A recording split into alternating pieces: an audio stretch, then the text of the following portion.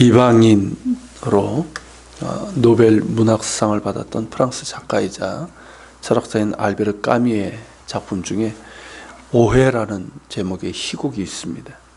거기에 보면 외진 마을에서 조그만 여인숙을 운영하며 근근히 살아가는 가난한 모녀가 나옵니다.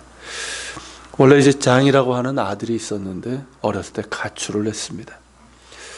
어느 날 이 여인숙에 혼자 여행하는 손님이 들었는데 돈푼께나 있어 보였습니다. 모녀는 망설이다가 그에게 치사량의 수면제를 물에 타 먹이고 돈을 빼앗은 다음 시신을 강물에 던져버렸습니다. 처음엔 너무 불안했지만 돈맛을 본 모녀는 그 후로도 계속 같은 짓을 저질렀습니다. 그리고 하루는 건장한 한 젊은이가 투숙을 했습니다. 성공한 부자처럼 보였습니다. 모녀는 그에게도 치사량의 수면제를 먹인 후에 젊은이의 짐을 뒤지다가 그의 신분증과 사진을 발견하게 됩니다. 그는 다름 아닌 어릴 때 가출한 아들 장이었습니다. 집을 나간 지 20년 만에 돌아온 건데 어머니와 동생을 놀려주려고 정체를 숨기고 있었던 겁니다. 그 모녀는 어떻게 됐을까요? 자기들이 죽인 남자가 그토록 기다리던 아들이요 오빠라는 사실을 알게 된 모녀는 오열하며 강물에 뛰어들고 말았습니다. 모녀는 자신들이 그토록 기다리던 사람, 유일한 희망을 스스로 끊어버린 겁니다. 참담한 비극이죠. 그렇다면 까미는 이 희곡을 통해서 무엇을 말하고자 한 것일까요? 단지 어느 외딴 곳에 살던 가난한 가족의 비극을 이야기하려고 한 걸까요? 행복을 기다리면서도 정작 탐욕에 빠져서 스스로 자신의 행복을 짓밟아 버리는 현대인들의 비극을 고발한 것이죠.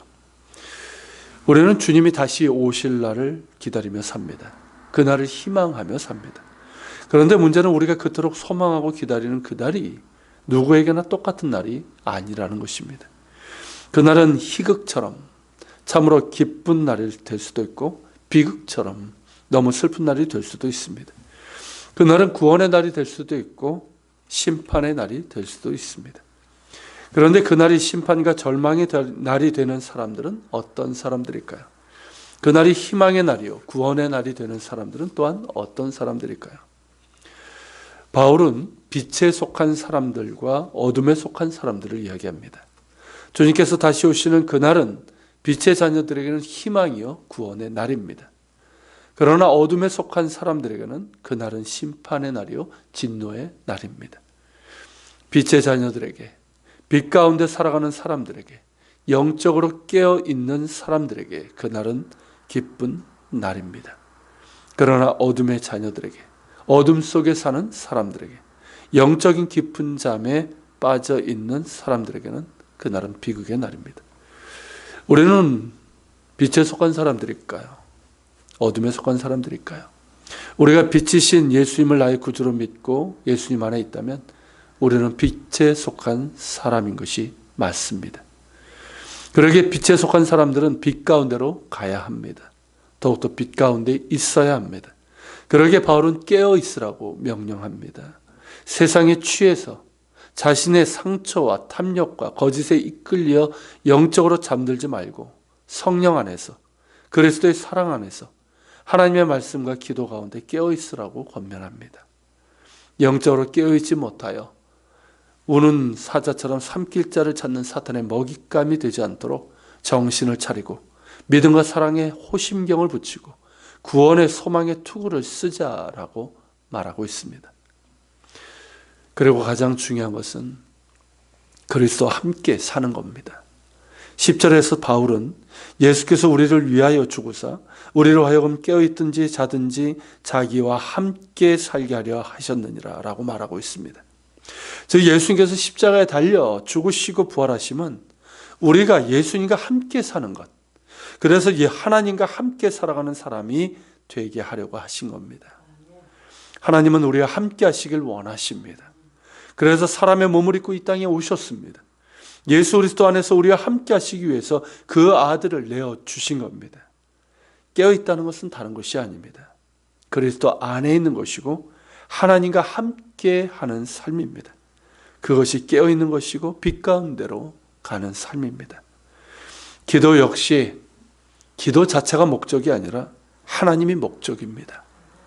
즉 하나님께 가까이 하고 하나님과 함께하는 것이 우리가 기도하는 이유입니다.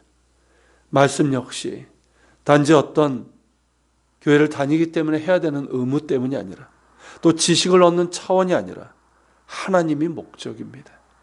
즉 하나님을 알고 하나님께 가까이 하고 하나님과 함께하는 것이 우리가 말씀을 읽고 묵상하고 공부하고 또한 설교를 듣는 이유입니다. 그래서 또 예수를 통해서 우리에게 오시고 또한 예수님 안에서 온전히 보여주신 하나님을 가까이 하십시오. 하나님을 알고 하나님과 함께하는 삶을 소망하며 또한 그렇게 살아가십시오.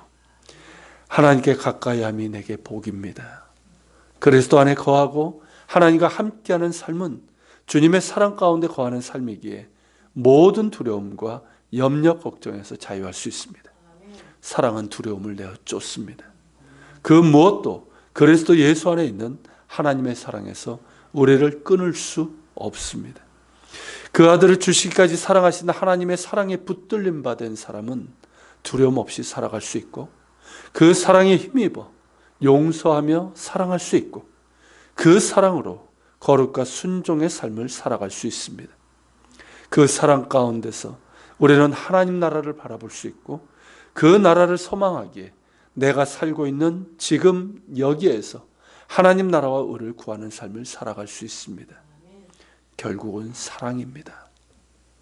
그리스도 안에 충만히 임한 하나님의 사랑입니다. 그 사랑을 알고 그 사랑 가운데 거하는 자가 되십시오.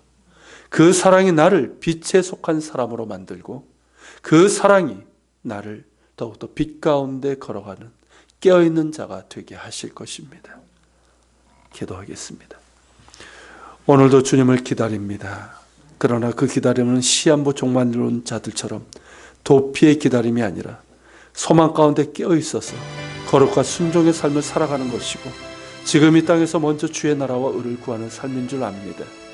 이 어두운 세상에서 우리 마음속에 있는 기다림의 불꽃이 움츠려들지 않고 더욱 빛나게 하옵소서. 빛으로 오셔서 우리 가운데 빛으로 거하시는 예수님 안에 있게 하시고 하나님과 함께하는 삶을 살게 하옵소서. 그래서 그 사랑을 더욱더 알게 하시고 그 사랑 안에 살게 하시고 그 사랑으로 세상 가운데 빛에 속한 사람으로 살게 하옵소서. 우리의 빛이 되시는 예수님의 이름으로 기도합니다. 아멘. 계속해서 기도하겠습니다.